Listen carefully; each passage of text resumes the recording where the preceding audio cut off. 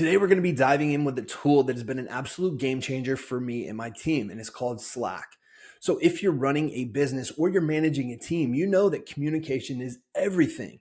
I'm going to show you exactly how we've been able to optimize Slack to keep everything smooth, streamlined, and stress free. From our daily communication to our key standard operating procedures, throw in some of the best integrations, and you're going to be able to skyrocket your efficiency. So, if you're ready to upgrade on how you and your team or business run things and you want to be like a well-oiled machine, then make sure that you stick around to the end because I'm going to give away my standard operating procedures for my team. Let's get into it. Just in case you're new here, don't know who I am, my name is Dustin Lash, founder and CEO of several different businesses, but I'm most known for building, branding, and scaling online coaches and online service providers. So just in case you're not really familiar with Slack, or maybe you don't even know what it is, Slack is a great communication channel. Some people use Discord, some people use WhatsApp. For me and my team, we've found that Slack is the most efficient and effective source of communication, talking to multiple people. So regardless of how big your team is, if it's only a few people or if you're running a team of 50, Slack works very well. So what I'm going to do is I'm going to walk you through what some of the inside pieces of Slack looks like for us and the SOP that we use. So dependent on what style your business is, how you want to set this up, again, this is just our guidelines. A 30,000 foot view of Slack. So if you're inside Slack, or if you ever used Slack before, then you'll notice that there's channels and you can create specific channels, or you can just leverage the channels that are currently there, which is typically general. And I can't remember, there's a couple that come preloaded. So from that, you're able to talk to anyone on the whole group or the whole channel because it's public, or you can create a channel and make it private and only have specific people in there. And so when it comes to using direct messaging, for us as a business, we highly disagree with using direct messaging. And we say that you should never use direct messaging when you're trying to communicate with a team. When you communicate using direct messaging, there is no record and it prevents collaboration, which makes it difficult to scale. So there are some conversations that should happen through direct messaging, such as private or personal matters, but 99% of the conversations should happen on the appropriate Slack channel. Now, when it comes to joining or creating new Slack channels, you can create as many or have as few Slack channels as you want. For us, we've used Slack for the past 6 years. We've pretty much nailed down our Slack channels and how we've created them and how we use them. So our Slack channels are very easy to understand and find based off of their naming conventions. So for example, when we name our channels, we have a channel for sales team, a channel for booked appointment, a channel for payment success. It's pretty clear on what that channel is for. Now, for us, when people first join our workspace, they're only a part of one or two channels. And then over time, we'll add them to more. And the reason why we do this is because we don't want people going crazy, just joining every channel that they can, because it only serves as a distraction. So you, just like us as the business, we get to control the creation of new channels and who can see what. We do this because we want to keep people focused. So in the beginning, I'm only adding 2 people to specific channels that are required to do their job. So when it comes to sending channel messages, this again is very dependent on how big of a team that you're running. For us, we've had a massive team of 35 to 40 people at one time, and then we ran a lean team of 5 people. So this works for either size, okay? When sending channel messages, we recommend using this framework. If it's not an urgent message, then just send the message with no tags, okay? And no tags meaning you're tagging no one. This is very rare for us because typically someone is not going to see it. If you're speaking to a specific person in that channel or a few specific people, then just tag them using the @ sign. All right. So you would just simply use the @ sign and their name. Make sure that we're only tagging people directly involved in that process. If you're tagging people just to tag them, it will be incredibly ineffective. If you're speaking to everyone on that entire channel, if you want everyone to see it, then just tag the whole channel. You don't have to go in and physically tag every person in that channel. Just use the @ and channel. This is typically rare for us unless someone's posting in like the general channel, because there's likely dozens of team members in one channel that doesn't need to be notified when a specific message goes out. For you, that might be different. So for example, for us, there are salespeople inside our client success manager channel. So they don't need alerted every time there's a piece of communication that goes out that only the client success people need, right? When it comes to notifications, again, very size dependent of your company or your business. We tell our team, unless it's an incredibly timely thing with their job, like it's okay for them to adjust their notification preferences inside of Slack. But it is their responsibility to communicate daily inside of Slack. We allow them to batch their responses 3 or 4 times a day. So for example, maybe they have their notifications turned off and at 9 a.m. they jump on Slack, they respond to all the messages. At 11 a.m. they jump on Slack, respond to all the messages, and so on and so forth throughout the day. What we don't want to happen is for people to turn off notifications and then ghost for the whole day, because there's going to be tons of important tasks that are being missed. And there might be something inside the job or the business that needs their attention that they're missing. When it comes to writing messages inside of Slack, no one likes to read a huge block of text, okay? Think of it like you're sending a text message to someone. Make it very easy for people to read. The more white space, the better. Keep your sentences short, punchy, and to the point. There's no reason to send an entire paragraph. It becomes very redundant.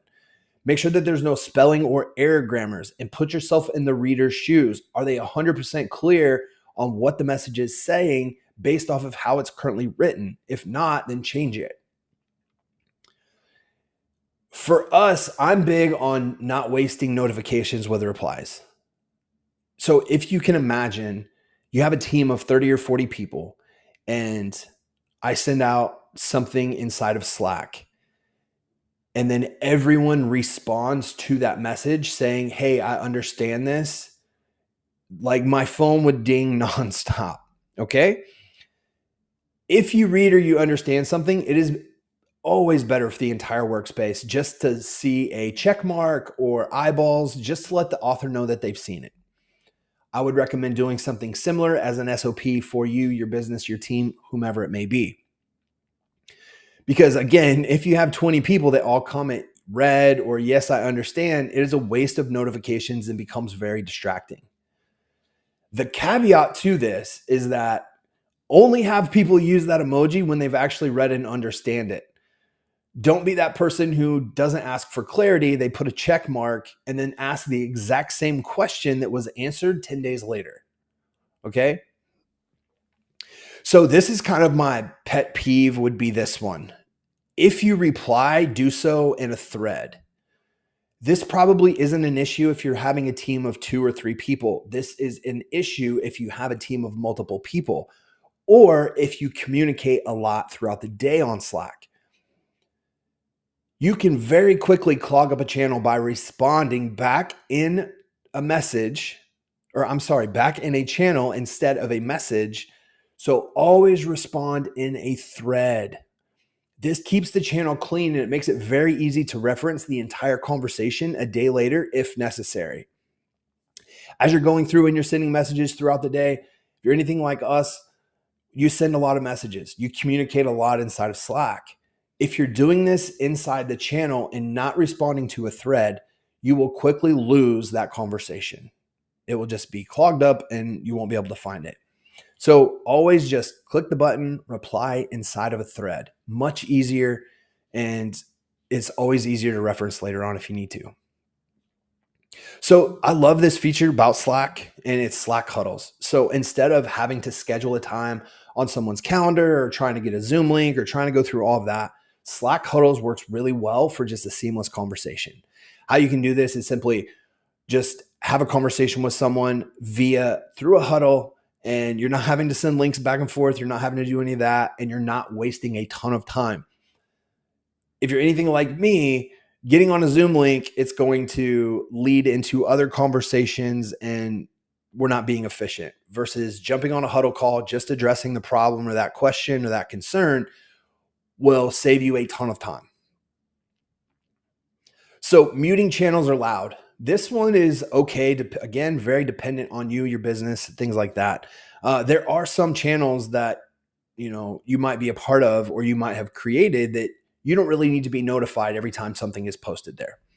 There is a mute feature and it really comes in handy.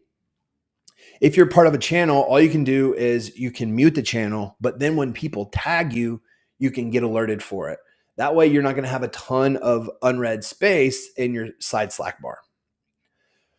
So when it comes to channel sections, I absolutely love channel sections, especially having multiple businesses.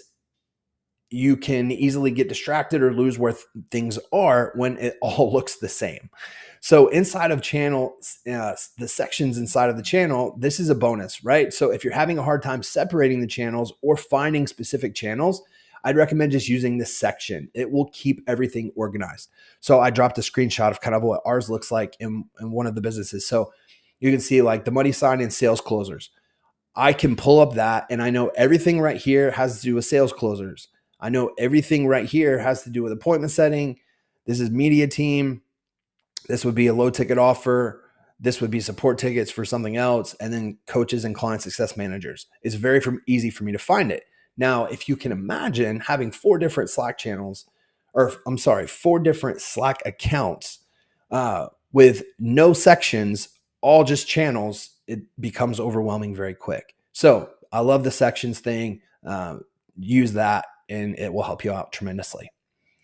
So when it comes to integrations for Slack, Zapier was a really big one that I've used for a long time.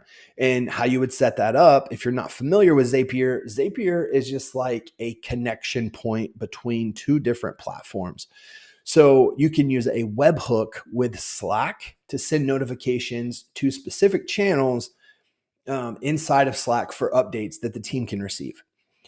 This will make it time efficient instead of a team member manually having to add specific tasks or saying done or put follow-up notes, something like that inside of Slack. So for example, if you're using this integration, when someone books a call on a sales calendar, all the details can just be sent over to like the booked appointment channel or the sales call channel, and it will notify everyone in the team. You can also use Lead Connector. So Lead Connector is like a third-party integration of GHL or Go High Level. So if you're using Go High Level, then you can use Lead Connector as the integration, and it will bypass having to use Zapier or webhooks, and it will work the same way. I have not used Lead Connector. It is a newer one. Zapier's always been my go-to because it's a true and trusted method. And when it comes to like Asana, Google Drive, and other platforms, they're great for integration as well. It will help you keep your team updated on specific actions, tasks, or notes. But the big piece of this is that just remember to stay efficient and keep it organized. Let the systems do the volume of the work for you. So anything you can systemize and automate, the better. When you first start this, don't go crazy creating everything at once. Just start with having the things that you actually need and then add pieces that you need as you go. It will be much more efficient and you will not be overwhelmed with it. So what I'll do is I'll pull up my Slack and we can kind of walk through some of the things that they have available inside of there. All right, so on Slack, on the left-hand corner, you're going to see home, DMs, activity, and then more. If you click on more, you're able to scroll all the way down to the bottom and go to apps. So apps are going to be your integration.